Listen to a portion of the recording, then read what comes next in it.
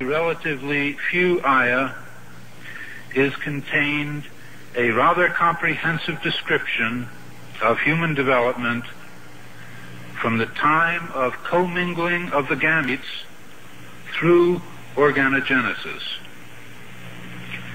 No such distinct and complete record of human development, such as classification, terminology, and description, existed previously. In most, if not all instances, this description antedates by many centuries the recording of the various stages of human embryonic and fetal development recorded in the traditional scientific literature. I find it very interesting that this sort of information is in the ancient scriptures of the Holy Quran, and I have no way of knowing where they would come from, but I think it is extremely interesting that they are there and that this work is going on to discover the meaning of some of the passages. Then you have flatly denied to be just, from a man or a human source. From who then do you think the original or the source of such information? Well, I would think it must be the divine being. In substance, the Quran describes not only the development of external form, but emphasizes also the internal stages, the stages inside the embryo of its creation and development, emphasizing major events recognized by contemporary science. Thank you for your attention. As a scientist, I can only deal with things which I can specifically see. I can understand embryology and developmental biology. I can understand the words that are translated to me from the Quran. As I gave the example before, if I were to transpose myself into that era, knowing what I do today and describing things, I could not describe the things which were described. I see no reason, I see no evidence for the fact to refute the concept that this individual, Mohamed, had to be developing this information from someplace. So I see nothing here in conflict with the concept that divine intervention was involved in what he was able to write. Actually, I'm very much impressed by finding true astronomical facts in Quran. And for us, we modern astronomers have been studying very small fields of the universe.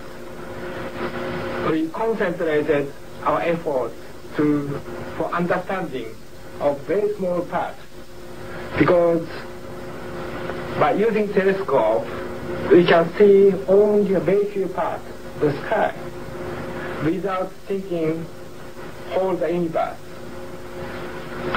So by reading Quran and by answering to your questions, I think I can find my future way for investigation of the universe. Well, thinking of many of these questions and thinking where Mohammed came from, he was after all a Bedouin. I think it is almost impossible that he could have known about things like the common origin of the universe, because scientists have only found out within the last few years with very complicated and advanced technological methods. I think if you combine all these, and you combine all these statements that are being made in the Quran in terms that relate to the earth and the formation of the earth and science in general, you can basically say that the statements made there in many ways are true. They can now be confirmed by scientific methods, and in a way you can say that the Quran is the simple science textbook for the simple man, and that many of the statements made in there at that time could not be proven, but that modern scientific methods are now in a position to prove what Mohammed said 1400 years ago. It has been a great pleasure for me to help clarify statements in the Quran about human development.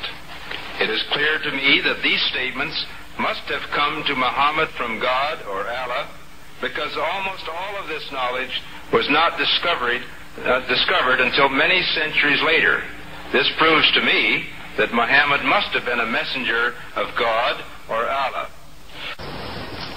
Because the staging of human embryos is complex, owing to the continuous process of change during development, it is proposed that a new system of classification could be developed using the terms mentioned in the Quran and the Sunnah.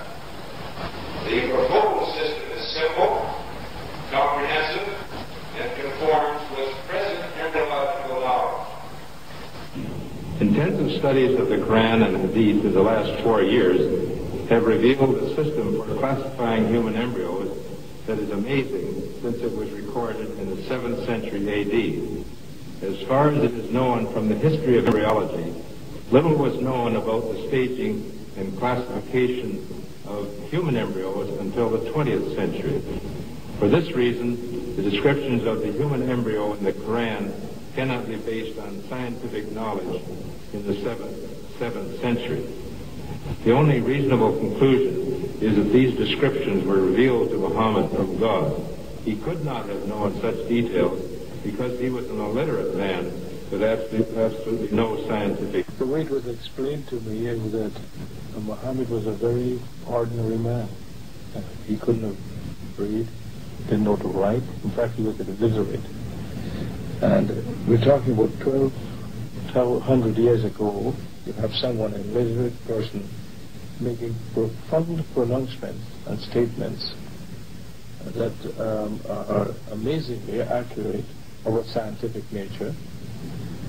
And I personally can't see how this could be a mere chance. There are too many accuracies. And like Dr. Moore, I have no difficulty in my mind reconciling that this is a divine inspiration or revelation which led him to these statements.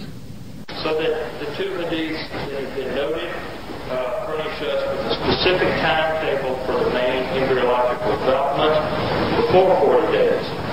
Again, the point has been made, I think, repeatedly by the speakers this morning. These hadiths could not have been obtained on the basis of the scientific knowledge that was available at the time of their writing, and hence could support the hadiths reflecting the knowledge of God. Thank you very much. It follows, I think, that not only is there no conflict between genetics and religion, but in fact religion guides science by adding revelation to some of the traditional scientific approaches. That there exist statements in the Quran